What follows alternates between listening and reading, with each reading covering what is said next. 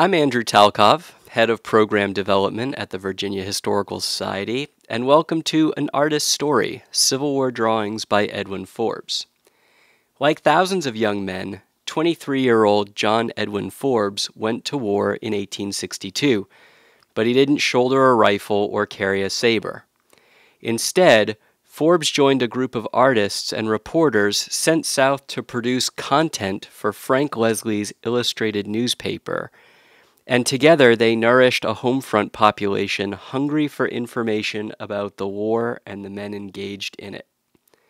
Accompanied by Forbes's own descriptions, An Artist's Story, Civil War Drawings by Edwin Forbes features 120 original pen and ink drawings based on his wartime sketches and used to illustrate his 1890 memoir entitled 30 Years After, An Artist's Story of the Great War.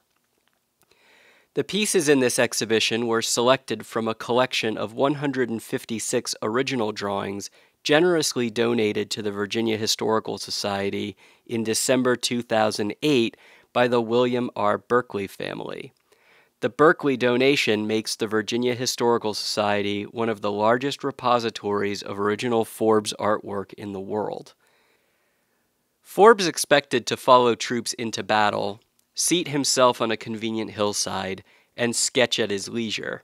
He quickly found that battlefields are dangerous places.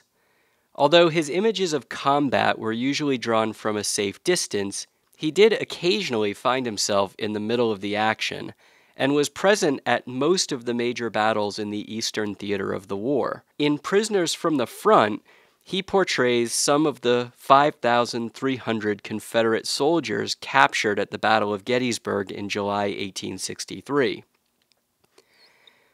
"I could see a large body of men clad in gray," Forbes wrote. "They seemed to be in a cheerful mood and chatted pleasantly as they marched along, guarded on each side by Union infantry and cavalry." For Forbes, the Army was a living, breathing organism whose inner workings he hoped to reveal to viewers. His soldiers confronted the elements in ways in which his audience could relate. Marches in the rain or snow turned into contests for survival, and traveling through the cold and wet was exacerbated by roads that turned into quagmires, swallowing up man and beast. The men he depicted spent much of their time tending to the same tasks that would occupy any civilian: cooking, eating, washing, and fighting off boredom.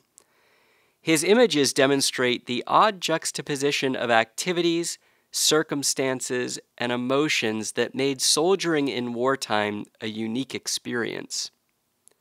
The first letter of the first word in each chapter of 30 Years After was illustrated with an image built around the letter and thematically connected with the subject of each chapter. 78 of the 80 initials produced for the book were part of the Berkeley family donation. In The Reliable Contraband, he portrays an African-American man and his dog searching for Union lines and freedom from slavery.